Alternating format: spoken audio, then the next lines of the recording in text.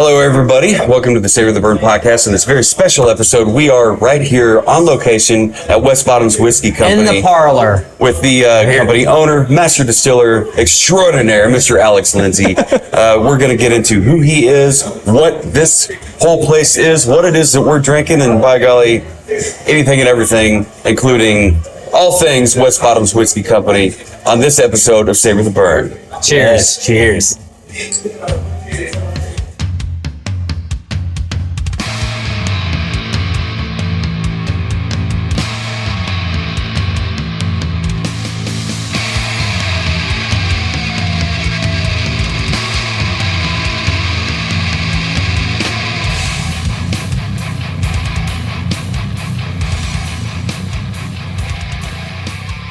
Hello, everyone. Welcome to the Savor the Burn podcast. My name is Jonathan. To my right, your left, is Mr. W2. How do you do, sir? I'm pretty good. How are you doing? I'm doing all right. We are here Actually, with Mr. I'm better than good. Better than good. We are in West Bottoms Whiskey's parlor down Yes. in the West Bottoms here in Kansas City. Yeah. And we have our own personal history very because fantastic guest. of the band relation thing. You know, it's Burn the Gates photo day when I joined the band. We came here as kind of a celebration. Hey, let's go get a pour of something. There's a place down the road here, and I'm like, all right, well, I haven't heard of it. Let's go check it out. I'm always open to checking out new stuff. And then when we got here, I was like, this is a really cool space. I wonder what the whiskey's like. So I get a neat pour. I check out their cocktail list, and I end up getting 2 cocktails, and then we meet strangers upstairs, and I end up buying cocktails for strangers, and then well, I guess I'm gonna need a bottle. I buy myself a bottle. I buy W2 a bottle. I buy a stranger a bottle. And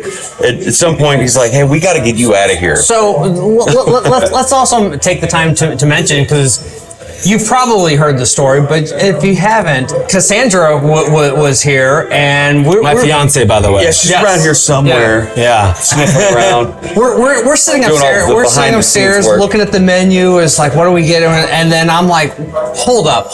Yeah. What is this? What is this world's yeah. best, Kansas City's best, old fashioned? the best. And so she comes up there, and we're like, That's a come on. bold statement. What is this about? And we started It's like giving having- her all kinds of crap about it. And she's like, it's not our words. I gave her the third degree. All right, well, we need I some. peppered her with the 20 questions, But As you should. Yes. Yeah.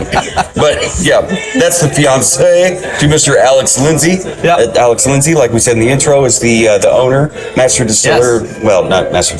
Yeah, master distiller extraordinaire. All of it. Yeah. Everything here. He's head honcho.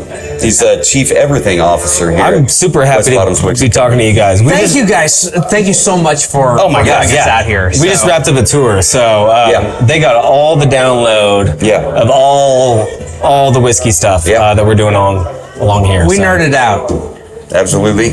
And there were other people, so I tried to keep it, dialed in. A little bit, Don't get too, into the weeds. Go for the nerd edition on everything and anything. All that's great. Yeah. I mean, it's fine. We do tours 3 days a week here, so you never know who's going to roll through. That's the cool part. What days of the week? Thursday, Friday, Saturday. Thursdays, Fridays, 4 and 6 p.m. Saturdays. So if you're in KC for a weekend trip, definitely hit up. Oh my God, come down. WestBottomsWhiskeyCompany.com. WestBottomsWhiskey.co. If you use Talk, explore talk.com, just look for West Bottoms Whiskey Company. You'll find all of our offerings. Excellent. The tours are great. We love out-of-towners. It's for us, we're such a small and intimate space. So when someone comes in and they're like, I'm from Omaha, I'm like, oh my God, that's so cool. It's a cool way. And speaking about out-of-towners, I think we should just jump right into your flagship. Yes. Kansas City Whiskey. Yes. Yeah. What is Kansas City whiskey? And what makes it so special? Yeah, Kansas City whiskey. Award-winning Kansas City whiskey have an ass. It does have a lot of awards, and those blends in general just have really good awards. So Kansas City whiskey is a pre-prohibition style whiskey. It is a blend, combination. Ours is a combination of a bourbon and a rye, rectified. And rectification is an old pre-prohibition term for basically essentially adding a fortified wine, sherry, predominantly into your blend that gives flavor and color to what were otherwise in that time period pretty younger whiskeys or rougher whiskeys. There were good rectifiers, there were bad rectifiers, especially during specific times, periods of time. There were guys that were using, you know, obviously good ingredients like sherry or port or something, or Madeira, something like that, in their blends. And there were other guys who were using like barbed wire and tobacco spit and things like that. Oof. We only use like 3 of those ingredients. We do. Snorted. Much like our friends in the East Bottoms, when they launched, we love that story, and we love the idea of that era. We really embraced that era. We were in the West Bottoms. All of these buildings were built in that time period, the 1880s, the early 1920s. Like, it really encapsulates that, and that's when we came up with the Kansas City whiskey. That's what we really wanted to showcase. Like, what were people drinking back then? You know, right? I think it's pretty special that they felt so strongly about this style that they lobbied and lobbied and lobbied and finally got it passed. It's like, okay, fine, we're tired of dealing with you. Yes, you can have a Kansas City style whiskey and it'd be legit. Squeaky wheel gets the grease. It's great. It's so cool. The story behind it's amazing. It's if you think about whiskey in America and how it's changed, right? We got whiskeys. We're trying to tell stories with whiskeys, right? Mm-hmm. Like Kansas City whiskey, there was a period of time where the majority of products. So if you were a person that was alive in a certain period of time in the United States, your whiskey tasted a certain way, and that was because of how it was produced. And this is a really, really good example of a very crazy time in America when whiskey was produced. So it's a nice representation of what was being done. One of the things that I love about this is, the neighbors we're talking about is Rieger's. Right. But what I have loved East about Bottoms, West Bottoms. What I have loved about digging into whiskey and just discovering just how much of whiskey history is American history is how much of a community the whiskey industry is. It's like Bruzel says, if you're fans of Bruzel, I mean, he says the whiskey business is a relationship business. And during your tour, that thank you so much again for having us out. You said that when it comes to your mash tanks, you'll hook up with a what was it, a beer company? A brewery, A brewery, and then like our American single malt. It's we focus on blends. Stockyard. We focus on blends quite a bit. We believe in blends from a whiskey standpoint, product. It's a little bit more of a global or European mindset when it comes to blending whiskeys, and we really believe in that because we know the end product is really great. But like for us, when I started, like I wanted to make a whiskey. I distilled in my garage for 10 years. Right. It was in your garage on a crate. I have to make my own product. And so when we expanded out of the space, and the space that we're in is an old train tunnel, and we quickly grew out of that and took space in the building next to us, which is amazing, also built in the 1890s. All that's pretty incredible, but we wanted to create a whiskey, make our own, and I wanted to go the single malt route. I wanted to create something that was peated as well. Because I think there's some beautiful and that's notes what I in have that. a pour of. Oh yes, our American single malt. Yes. Yeah, throw that one out there. This one's special. We don't distribute this, so this is actually only available in this train tunnel right now. But it is a 100 proof whiskey, American single malt, 50% two-row barley, 50% peated malt. And yes, it's a 375. Don't bitch. It's wax dipped. It's wax dipped. It's stamped with the West Bottoms Whiskey Company We logo on the absolutely top. love that. It's absolutely incredible. Like it'll give Monkey Shoulder a run for its money. So a couple times now you've mentioned train tunnel. Talk about the parlor and the space that we're in just a little bit. Yeah, so from an entrepreneurial standpoint, I mean, this really was. I homebrewed in my garage. My beer sucked. I bought a still. I learned enough about the mash process to do that. Bought a still. Started making whiskey, sharing it with friends and family. Business plan, brand, neighborhood. The neighborhood was one of the most paramount things for me when it came to live in his neighborhood. Yeah, right. To be one of his neighbors, to be one of his friends. Try this. There's a guy on the other block making whiskey.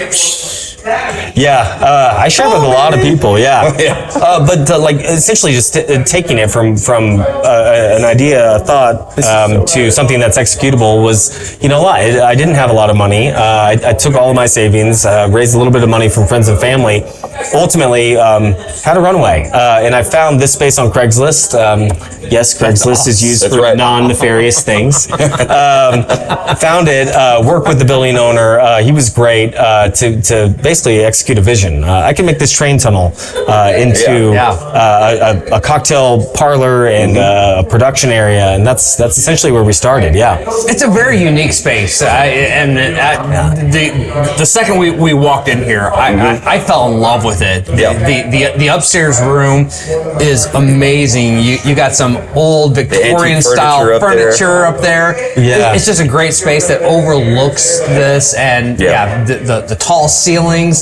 You pointed out, which I hadn't even thought about, but the metal roof. Yeah. Oh yeah. To keep the second floor from catching fire because of the trains are coming through here, and it's a very raw that. It was already pre-existing. Yeah, that was not. Yeah, that's a good point. We did not leverage anything. The entrance was built out, by the way. Our doors. That was all. All of that, by the way, is used material. Those windows are from a school, an old, like, torn down schoolhouse in Newton, Kansas. Okay. The swinging doors are old antiques as well, and the space, the walls, like we painted them, yes. Yeah. But we didn't change much else in this space. You pointed out how rough the brickwork is over on this side versus this side. Over here, it's not so smooth. But over here, it's rough, especially right over here. The train would pull in. And it would eject steam. We call out, like, there's deterioration, there's erosion on these bricks. And that is not from, weather or leaks from the upper floors. That is steam ejecting against the side of a brick wall for decades and decades and decades. Yeah. It's a very raw, really cool space. There's story within all of it. That's what's cool about the West Bottoms. Like, you walk into any of these buildings and you can find it. You can get a sense of it.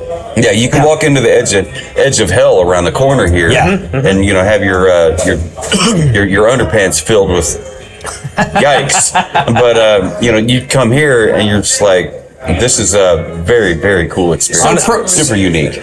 So pre-Prohibition, this entire area was known as the wettest block in Kansas City because of the flooding. No, pre-flooding. Pre-flooding.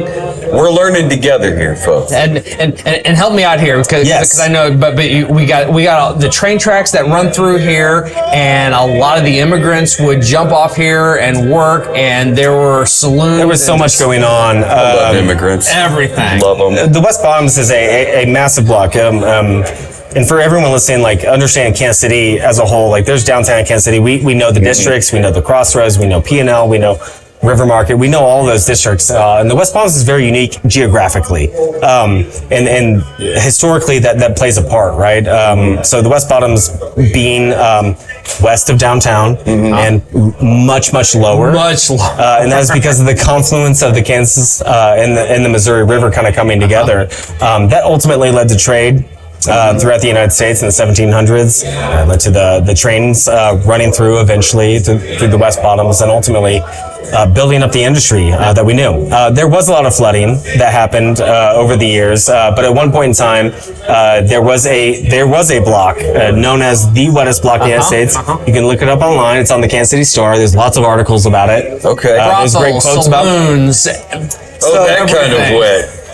So that kind of wet, yeah. Yummy.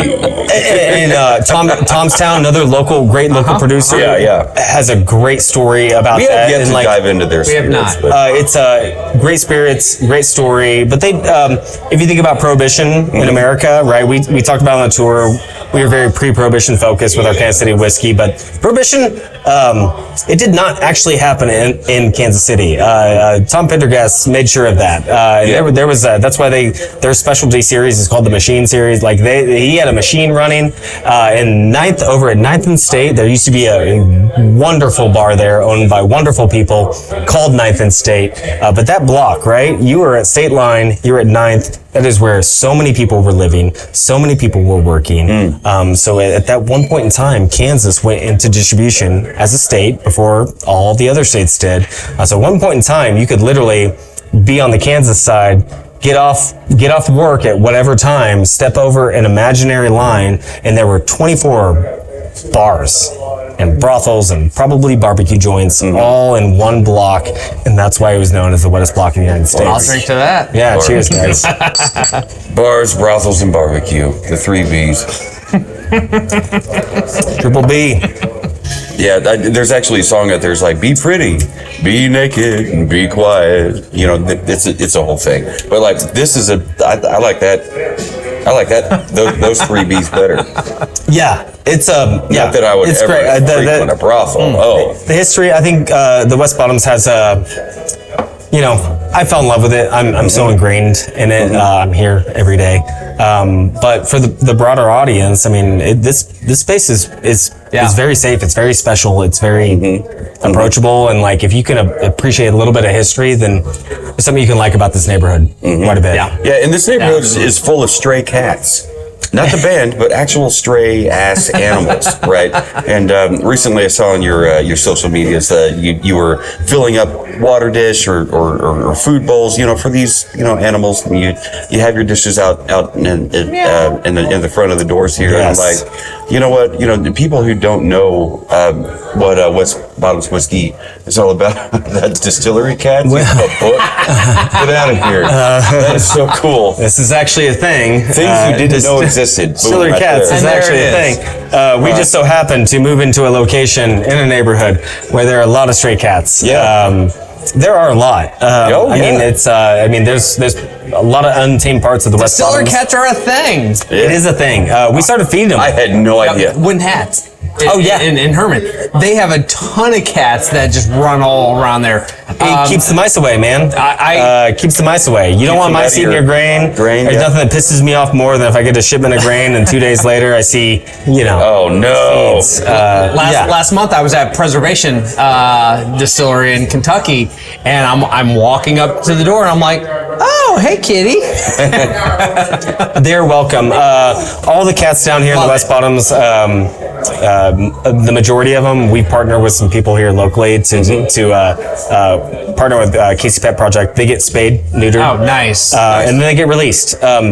You cannot pet them. I will tell you now, you cannot pet the cats. Most of them are feral. They are feral. They don't want anything to do with you.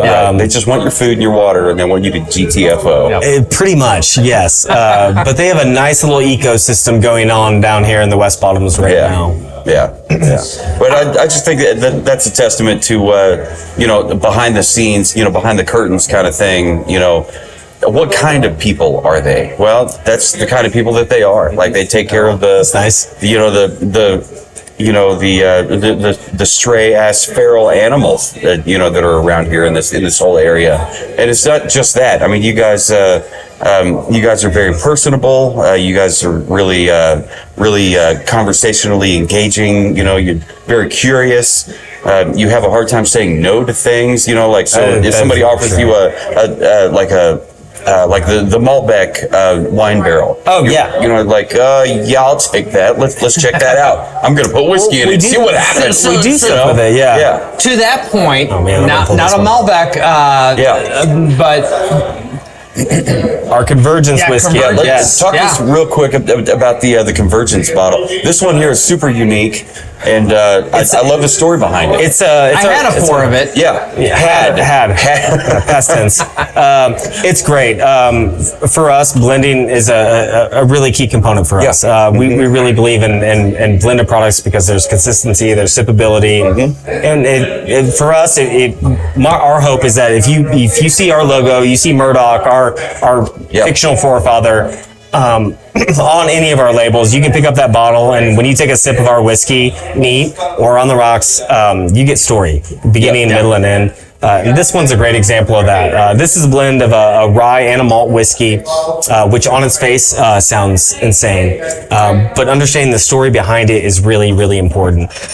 We chose those, and we called it Convergence for a couple of different reasons. But if you think about history of whiskey in America, Scottish immigrants came over to the United States. We were founded as colonies. Like, that was a mass migration in the 1700s. Big time. All these Scottish immigrants are coming over. They're bringing their illegal stills. They're bringing centuries and centuries of malt whiskey distilling and aging experience with them. And they're coming over to a new land, a new set of colonies, which agriculturally, like, this is raw. It is raw There land. are no laws over here yet. Exactly, yeah. What's all this copper tubing in your wagon here? Right. Exactly, yes. What's that for? A lot of that was going on, You yeah. smell the whiskey burning down Copperhead Road.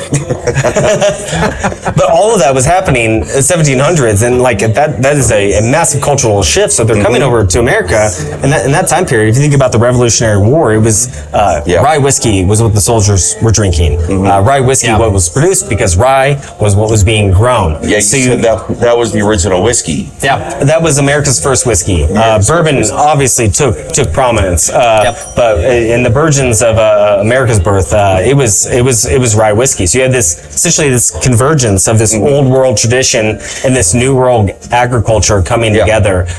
We took it a step further. We like the idea of combining these two because it is different. It is very unique to combine these two whiskeys together. But we learned a lot through our blending process and through. You got the idea from a Scotch, yes, distillery. Oh yeah, and then you're like, if they can do it, we can do it with our own stuff and make it our own. And so if Johnny Walker can do a rye, we can do something really unique. We took it a step further. And then you took that step further, we ended up, instead of doing the blend, with the Kansas City whiskey, we do the blend. We're taking these beautiful ingredients that we're sourcing, and we're combining them to create a really unique whiskey. With this, we're doing the same thing, but instead of just putting it into a tank and replicating, we're actually resting it. We're blending directly, these two whiskeys directly into one cask, a Malbec cask right now. But essentially a wine cask to let them rest and meet each other and marry, but also get the benefit of several months of just sitting in a wine cask and picking up some dark fruit notes. And I know we can't ask how many months because that's trade secret stuff. Well, but, the cool thing is this is such a new whiskey for us. When we first launched, it was we're gonna say 2 months. That we know. That's a standard we can set. It's looking like 4 to 5 now. You gotta do it when it's gonna ready. Be real good. Only when it's ready. Like if you like it now, when you see it on the shelves, you're probably really gonna like it. Love it. Yeah. That's kind of where we are with production right now. You're probably gonna really love it. Quality over quantity. Yeah.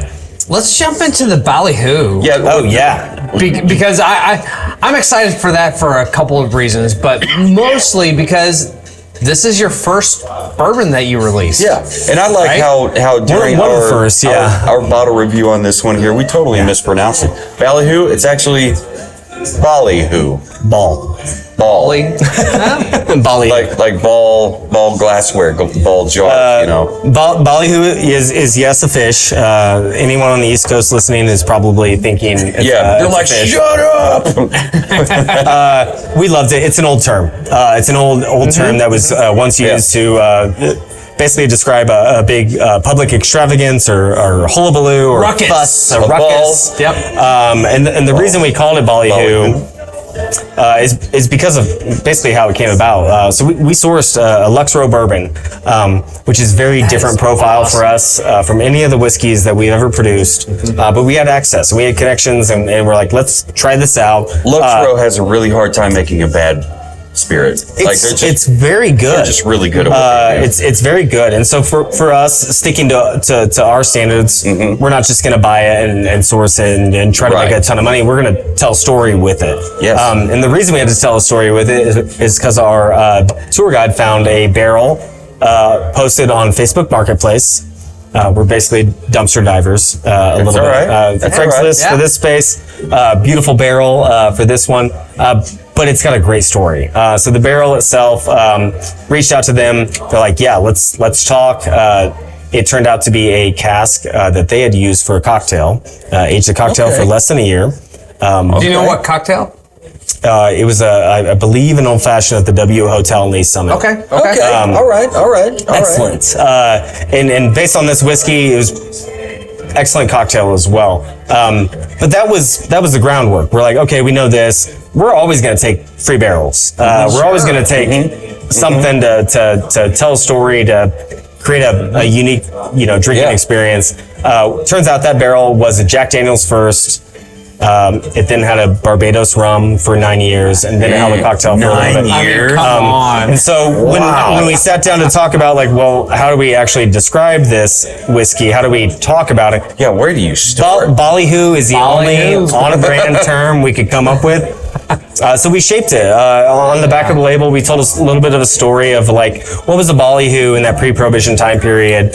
I like to think about on the eve of Prohibition. Yeah. So literally What was the that 8 like? to 6 hours What were those parties? to midnight before Prohibition was enacted across all the states. Get it What all was that in like? at once. All that booze, all that unknown. There's so many unknowns going into that. And then the clock strikes night was midnight, and everybody's like probably NWA. Fuck the police. Yeah. It was probably some version of that, yeah. And it probably happened down here in the West Bottoms. Over at Duck Oh, and Steak. absolutely. Yeah. But we love that. We only did one barrel. We love these. We love these What limited size releases. A 53 gallon. 53? Okay. Standard. Okay. Yeah, pretty standard barrel. Well, and we talked about that because you said that you were less than 500 on there. So we started doing the math. Yeah, we do tried that. to reverse engineer that. and we're like, 375s. Yeah, that's probably right. Just shy of 500 at that proof. We need pour bottles too. We need to give samples. Right. Yeah. Just gotta allocate some of that too. So got it. Yeah. It's And it's then you small had to batch figure out release. the proof point. You're not just going to throw water at it to proof it down. 95. So. I mean, 95 is a perfect proof. And this one here, I mean, it's, we talked about this in the review of the bottle review on this one here. I mean, yes, it's the first, actual bourbon if that's the right, if I can say that. We did we did a Malbec that was, or a bourbon that was finished in Malbec. That was our first one. That Was that? Oh, okay. years ago? This There's is a little that- gray area on This that is one. it's That's the one been we almost did. 3 years since we've done that.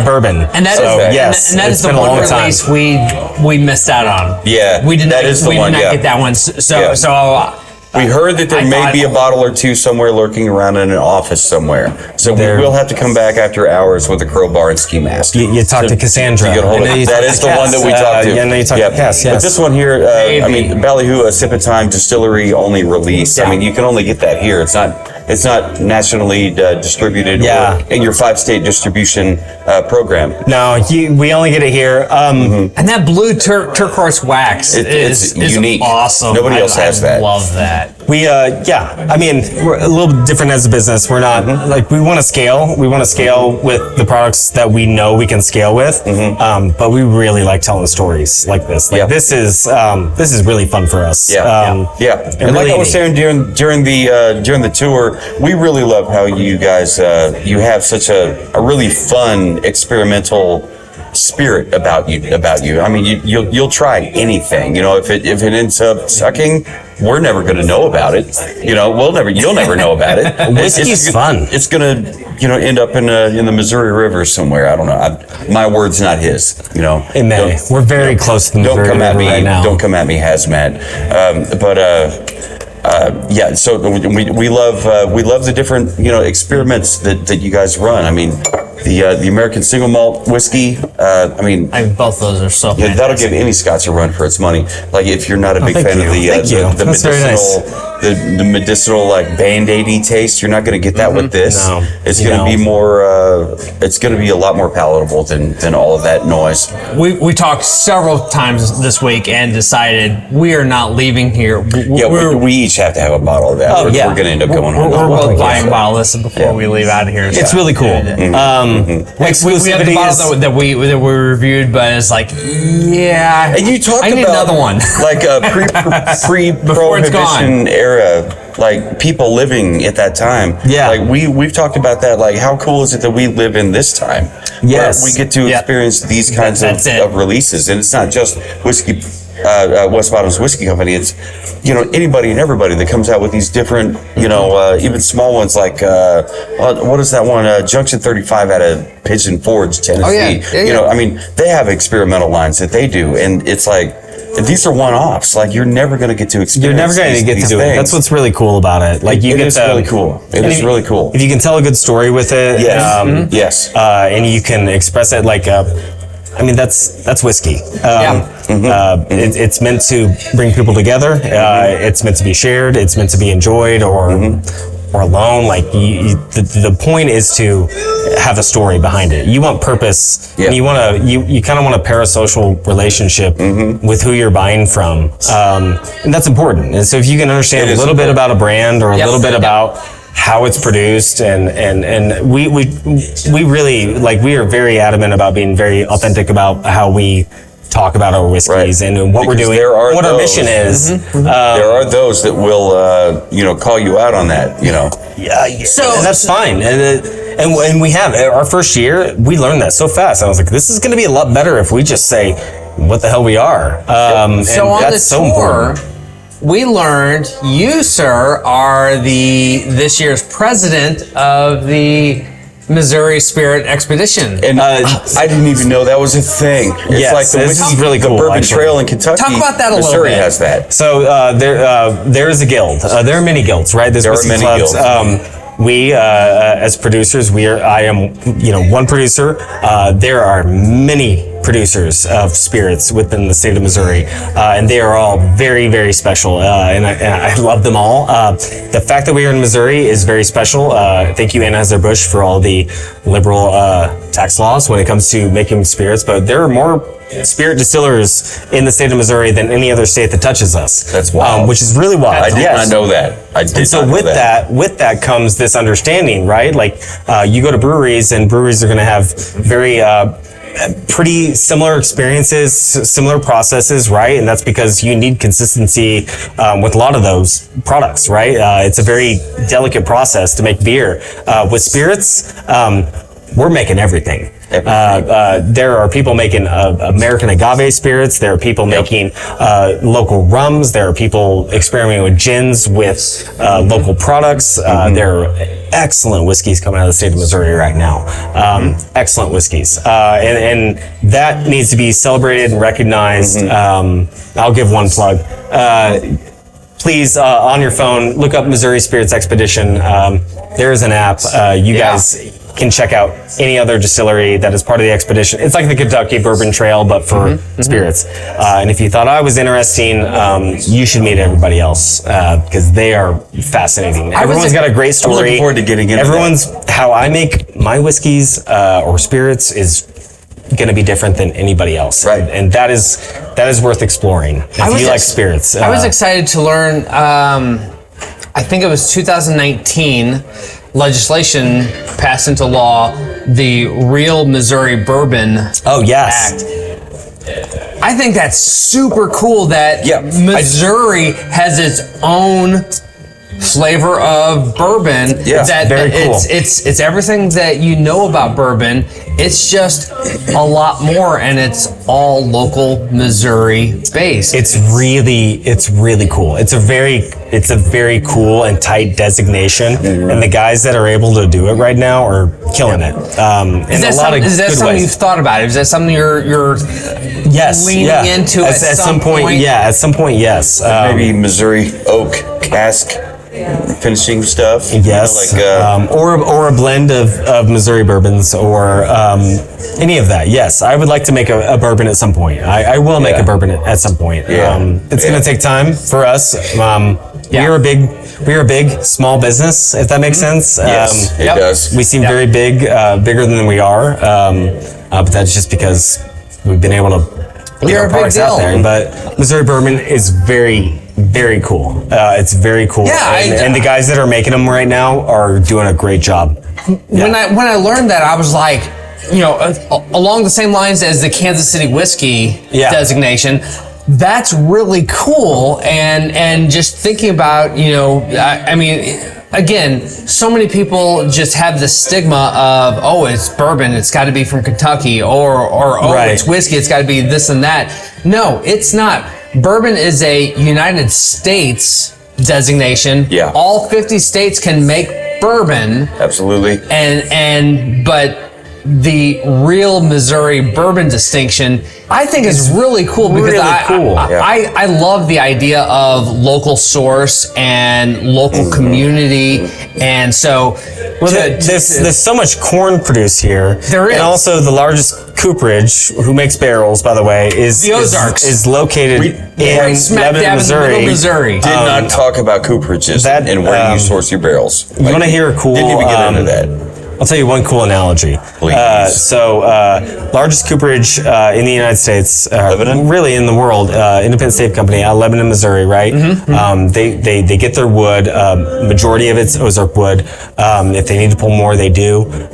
But the beautiful thing about that is you could go on an international trip. You could be drinking a scotch at an airport bar in Seoul, South Korea. So you're literally sitting at whatever this bar is. A scotch in Seoul, in another South country, other part of the globe, and that 1.5 ounces, that dram that you're sipping on, there's a very good chance that liquid sat in a used Jim Beam barrel over in Scotland for years. And that Jim Beam barrel was made just a couple hours away from where we are right now. So that's cool. To that point, it's really cool. To that point. Sorry, we need to cling. Sorry, somebody said Jim Beam, so you did say. Oh my God! Did I break a rule? No, I didn't know about. No, you it's didn't not break a rule. That's you fulfilled a prophecy. So that's all we do. We cling. So. We are Irish whiskey fans. Big time. Yes. Yeah. We love Redbreast. They did a Missouri Oak edition. Did they really? They did, yeah. And it was sourced from the Ozark of Missouri. Yep. That's pretty. Yes. That's pretty cool of Redbreast, actually. Yeah, that's very cool of Redbreast. An Irish whiskey There's company. technically I appreciate that There's a lot. technically no age statement on it. There isn't. It's based off of their 12-year, which is their standard. But They could have taken their 12-year and rested it, right? But it is aged in Missouri Ozark. I love that. So I love that. when they came out, they were like, we have to fucking have that. We have to have this. But come to find out, demand for it really wasn't as big as I thought it was going to be. Like, I couldn't imagine It was initially, and then it's just like, meh. Yeah, it tapered off quick. I mean, the big thing is, we we loved loved it, though. We loved it. you can't talk about like and it's just like hometown national brands of whiskey hometown without pride. talking about the state of Missouri. You really can't. Like there is an impact there, which is really, really special. Yeah. And a brand like Redbreast, Huge. an Irish whiskey, you're sourcing your wood from Missouri. Missouri? Like, WTF, y'all. Thank you. I mean, It's like the Ozarks. that's cool. It's that Party Cove water. Party If you know, you know. If you don't, Oh my. yikes. We talked about all kinds of different whiskeys and everything that Woods Bottoms Whiskey Company has to offer, but we have yet to talk about the blended malt. It's the American blended malt whiskey, which is actually a very new designation as far as the United States.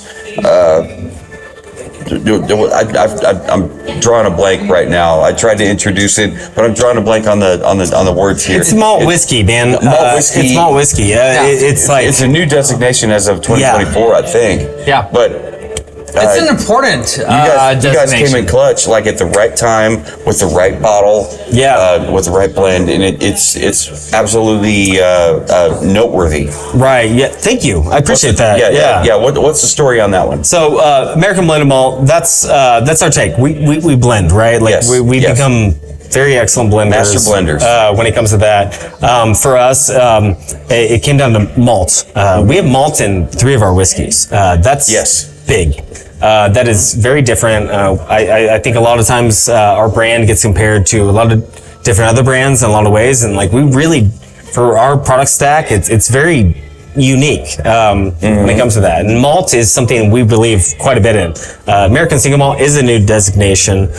Just got passed by the TTB. We like to joke that the Scotch gods lifted their kilts and blessed us with the ability to call it American Single Malt. And that's why I wanted to do this American Single Malt. We did this peated one for a very specific reason, mostly because like I wanted to distill my own whiskey and age it, and like the way we age it's great, but like how do we get a little bit of our expression out into the market itself? How do we put that in a 750? Like I said, big small business. How do we do that? We've sourced the bourbon, the rye for Kansas City whiskey. That is a custom blend that is very unique. How we process it, how we put it together, and how we talk about it is unique. With the blended malt, it's really unique because we wanted to do the same thing. How can we actually take a sourced whiskey and change the profile of it? So we got a hold of essentially a 4-year-old 100% malt whiskey. So when it comes to malting, you can do a lot of different flavors. Your stout beers look that way, taste that way, because of the kilning process with that grain. Peated malt is the same way. We use peated malt in our American Single Malt that we make in-house. With this, we're like, how can we combine those two and really make this into a highly sippable light whiskey that's really, really nice. When I say light, it's 90 proof. It's not that light. So we combined a 4-year-old American Single Malt whiskey that we sourced 100% malted barley with about 30%, 20 to 30% of our American Single Malt, which is peated, to combine into one whiskey. And this one's really crazy. I love it a lot. It's great by itself. It's also great in cocktails. Great in a cocktail. Oh yeah, And I mean, like you said, 90 proof. I mean, that's kind of like the base level. Yes. Where you want to entertain the idea of using it in a cocktail. You want to know why I chose 90? Why? It came down to sippability. Any higher, you started to taste like a little bit more hotter notes than you would have. 90, we don't really ever want to, we as West Palms Whiskey Company don't ever really want to do anything under 90. So this was kind of the baseline for us. We knew though that as we lowered it, it got sweeter. It got more approachable. That thing that we want our whiskeys to have, which is that beginning, middle, and end, started to come out a little bit more. Approachability is huge. And like, we could try to sell this as a Scotch or a Irish whiskey replacement or something like that. It's a blend. And it's a blend of 2 amazing American Single Malts. But the big thing we wanted to get across was, when it comes to malt whiskeys, you're going to see a lot more malt whiskeys out there. The big guys are making malt whiskeys right now. They're like, it's crazy. Everyone's going to do it because it's a new thing. You can do it. It's new. It's the new hotness. It's how you talk about it and how you appreciate the fact that it's malted, which I think is really important. And so for us, this was great because it's not like a lot of other malt whiskeys. A lot of malt whiskeys are just that, malty, doughy, chocolatey. This is not that. It is spring, like fresh cut grass, hay in the beginning, and there's a sweetness throughout that kind of coats your tongue. That coating, that essence that you get, that sweetness that you get, that honey that you get is coming from the barrels that we used here in the West Bottoms, not coming from the whiskey that we sourced. It's actually coming from what we put in our American Single Malt. And then you get a little bit of peat smoke at the very end, and that's what's just a light touch. Yes, light touch. So if you like scotches, it's a great one to try because you may really, really like it. It's also a great introduction to someone who doesn't. It's a great introduction, yes. Who hasn't ventured into a scotch. Yes, absolutely, yeah. And that was kind of the purpose of it. It's a gateway. It's a gateway scotch. Gateway scotch. So, as you can tell, West Bottom Whiskey Company has a lot to offer. They've got the history. They've got a great location. They've even got boats outside. We didn't even get it. What's the boats all about? Our building owner, we joke, by the way, that on our tour, there's a great photo of a flood from the June 1903, that came through the West Bottoms. There were a lot of floods that came through here. We like to joke, we are in a 500-year floodplain, so we're pretty good now. But our building owner just bought 2 boats, so he may know something we don't. He's prepared. But yeah, there was a lot of flooding down here. Sucks to be y'all. I got a boat. I got a boat. I'll see it through. I don't know what that means for the distillery. Barrels afloat, man. I guess I will. Yeah. So, as we've learned from the Buffalo Trace tragedy down there this year, that was pretty wild. If any of this interests you, please definitely check out westbottomswhiskey.co. Thank you.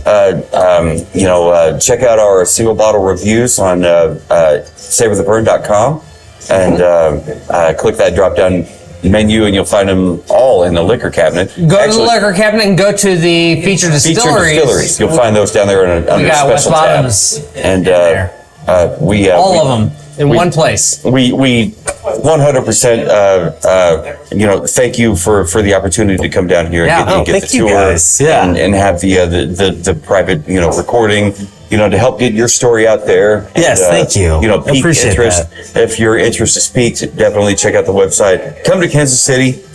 You said the tours are Friday, Saturday, Thursday, Friday, Saturday. Okay. ExploreTalk.com. Just look up West Bottoms Whiskey. You'll find we us. got to come back and do one of those that we get to go get the cash strength.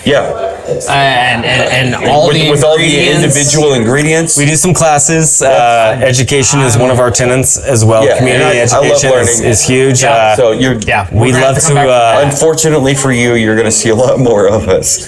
Oh boy! And hopefully, we're not going anywhere. No matter where you are, you're going to end up seeing a lot more of West Bottoms Whiskey Company. Yes, sir. Let me bring out the OG real quick. I love it. I love the OG. So if you see this bottle, get it. Let us know what you think. Send me your hate emails, Jonathan at savortheburn.com, w2@savortheburn.com, or info@savortheburn.com. Send all your love emails also to those, same email addresses. Either one. I don't know what I'm talking about. Anyway, so no matter who you are, where you are, what you're drinking, and who you're drinking it with, never forget. Keep on burning. You guys are great.